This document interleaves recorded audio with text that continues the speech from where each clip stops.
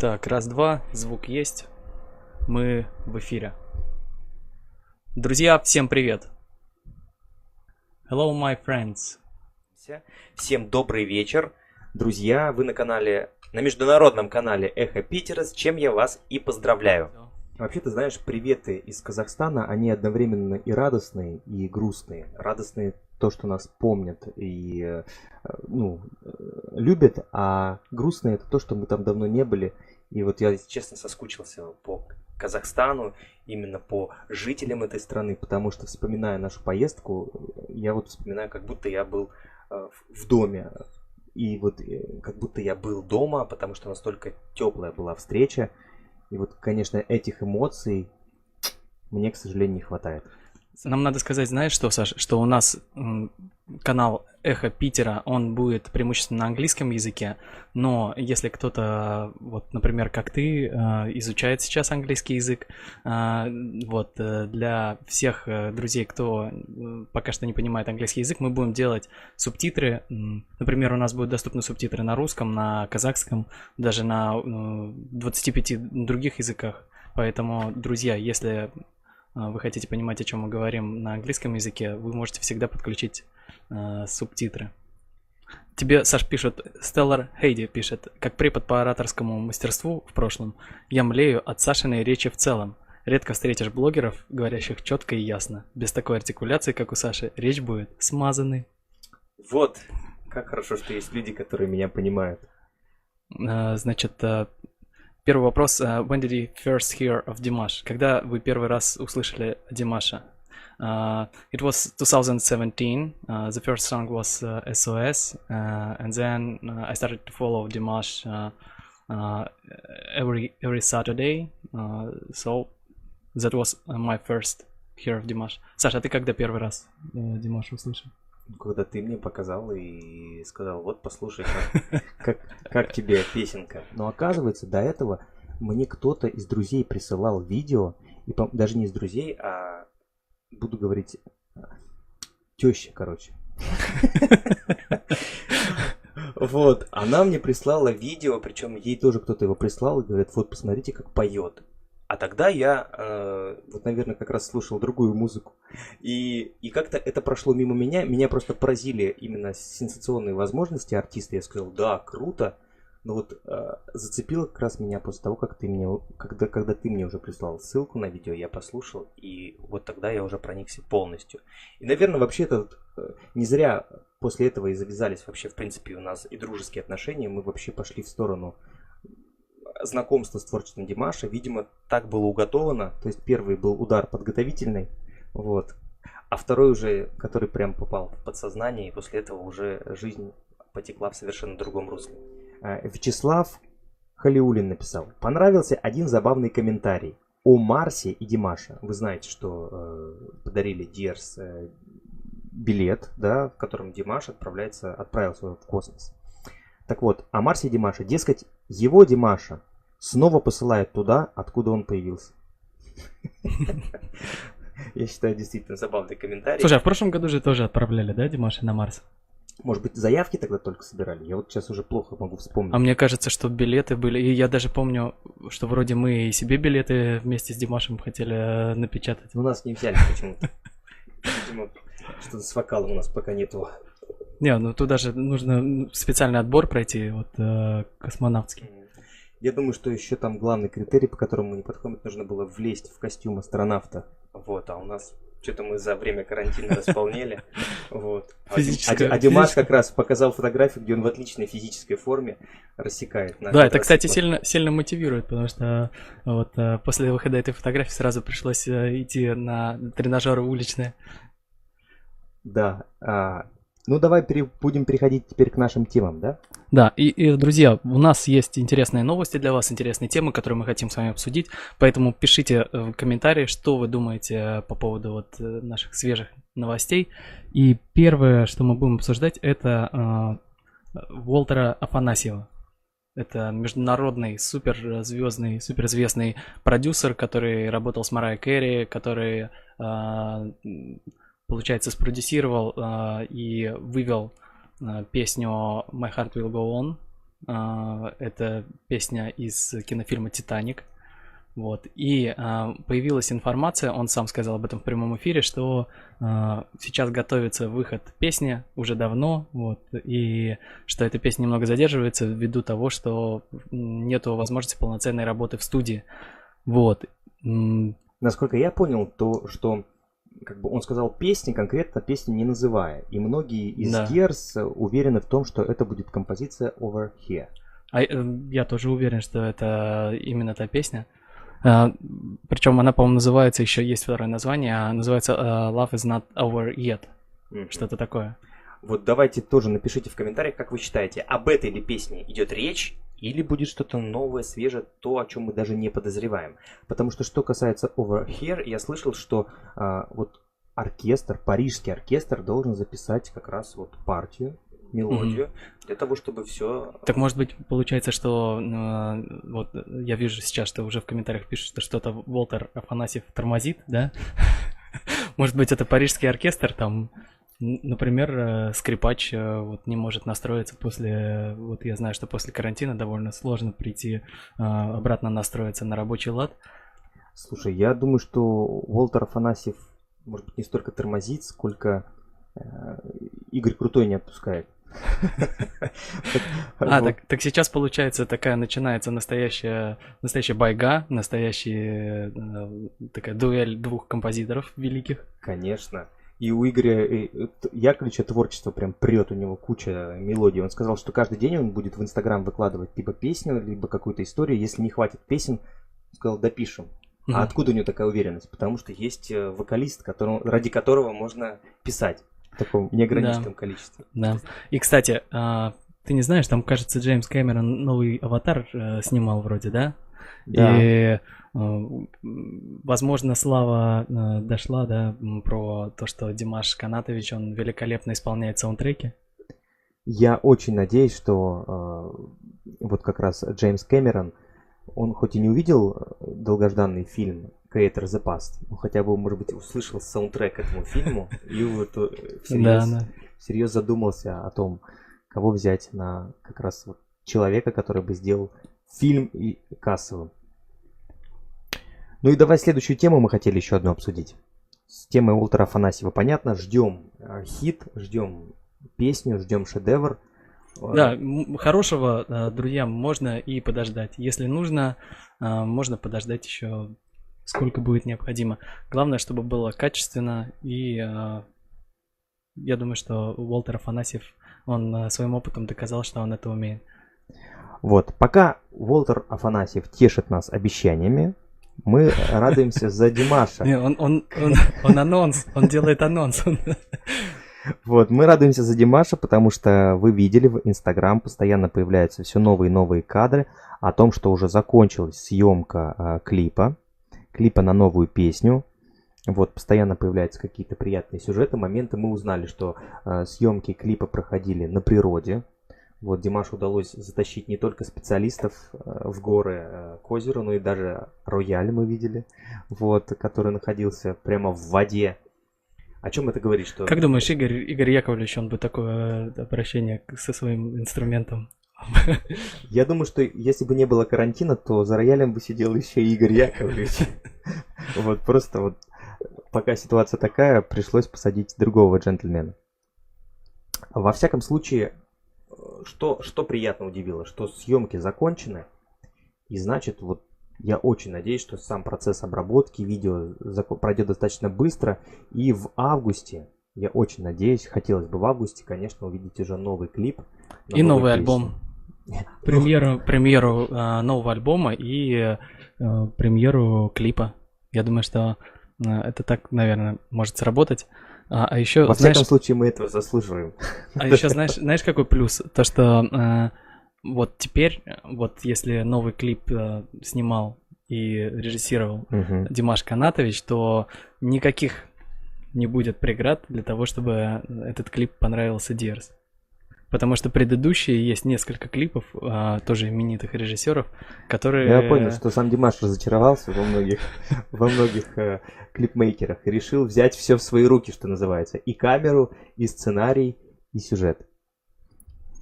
Ну, кадры действительно очень классные, я вот прям в предвкушении. Вообще, почему? Потому что Димаш сам по себе неординарный творческий человек, и мы видим, как он пытается внести свою творческую лепту во все. В том числе даже Игорь Крутой говорил о том, что у них нет такого, что вот, Димаш, тебе музыка, пой, да, то есть все происходит именно в творческом процессе. И Димаш действительно, как творческий человек, старается проявлять себя во всем. И раз он это увидел, самое главное, то мы впервые станем свидетелями не только того, как артист общается с нами через песни, но и вообще его взгляд на искусство, на мироощущение, на природу родной страны. То есть все это мы увидим вот в этой работе. И я думаю, что это вот усиливает ценность от того продукта, который мы с вами все ждем. Ну ладно, давай перейдем от этой очень интересной темы. Давай перейдем к теме следующей. Это день рождения Игоря Крутого. Я знаю, что ты готовил фильм, Да. целый документальный фильм, вот, который сегодня вышел на канале Алга Петербург. Друзья, кто еще не видел, обязательно после нашего прямого эфира заходите туда посмотреть, потому что очень интересный фильм. Саш, ну ты, наверное, сделаешь небольшой анонс, превью. Я скажу, что мне было очень интересно работать с этим фильмом. Почему? Потому что, ну, действительно, все вы знаете, что это очень удачный тандем, очень удачное сотрудничество. И вот погрузиться в историю композитора, чьи песни я слышал и в детстве, и, оказывается, очень большое количество песен поют вот современных артистов. И причем, действительно, я раньше даже не знал, что эти песни, оказывается, все написаны Игорем Крутым. У него невероятное количество песен, невероятное количество музыки, которую он написал, в том числе и к фильмам. И большинство из них, разумеется, вы знаете, они на слуху.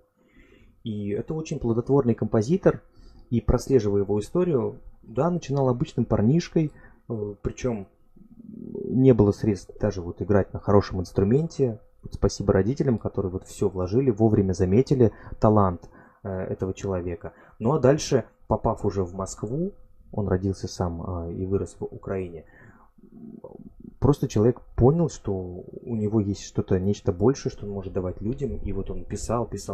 И вот благодаря удачному сотрудничеству, в том числе с Серовым, Александром Серовым, их песня выстрелила, после чего его заметили как композитора. И дальше уже вы знаете, очень-очень много песен он написал. Но особо примечательный момент, что вот дальше у него было, после того, как он уже всем российским звездам того времени написал песни, ему опять стало тесно. И вот он уже начал сотрудничать и с Ларой Фабиан, и с Хворостовским Дмитрием, да, они сделали шикарный проект. Вот. То есть композиторские задатки именно вот такого широкого плана, не только для эстрады, да, попсовой песни, обнаружились в нем тоже уже достаточно давно. И вот, наверное, последний, тоже один из самых удачных, это проектов, разумеется, с Димашем. Но вот между этим моментом и вот как раз последними удачными композиторскими выступлениями была затяжная пауза. То есть вот действительно человек находился в таком творческом, наверное, вакууме, потому что я видел, что, ну вот проследил эту историю, что человек, ну как-то, наверное, уже думал, что и все. Наверное, карьера творческая подошла к концу, потому что не было, наверное, ради кого писать песни, не было достойных, талантливых исполнителей вот для его музыки, которую он себе чувствовал. И вот как раз с появлением Димаша в его жизни, как я и сказал, начался по-настоящему творческий виток в его биографии. И сегодня мы видим совершенно другого Игоря Крутого, более какого-то, я не знаю, качественного, воодушевленного, воодухотворенного, потому что человек понимает, что впереди очень долгий творческий процесс. Я уверен, что он связан это в том числе с тем, что у них планируется с Димашем. Тут, кстати, уже в чате пишут, что смотрели твой фильм, и он получился очень интересным. Вот. Друзья, поэтому кто еще не посмотрел, у вас есть шанс. То надо обязательно рассказать про конкурс. Я думаю, что все, кто сейчас находится в эфире, знают, уже проголосовали.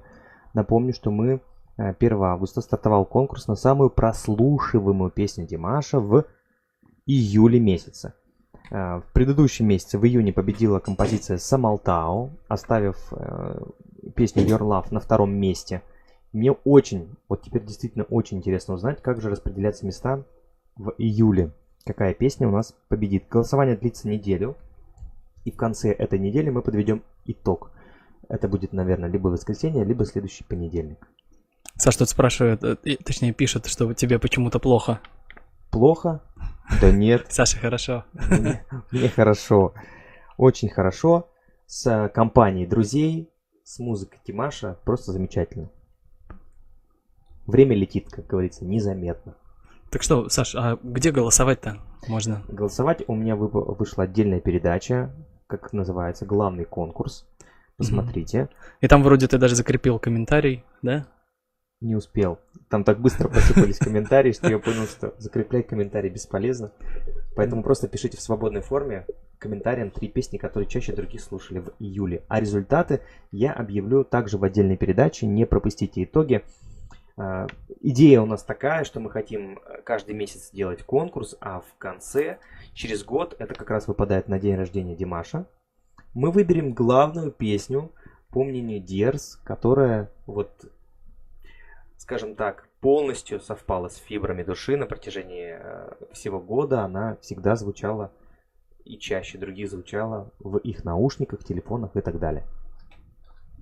Я вообще думаю, что это очень полезно и интересно отслеживать свои эмоции, потому что вот я даже по себе могу сказать, что совершенно разные песни за год у меня попадают в плейлист от Димаша. Это связано и с выходом новых песен, и когда хочется переслушать какие-то старые песни. То есть творчество Димаша по-настоящему живой организм, и я как раз очень рад, что есть слушатели, которые вот созвучны с собой и подбирают песни по своему настроению.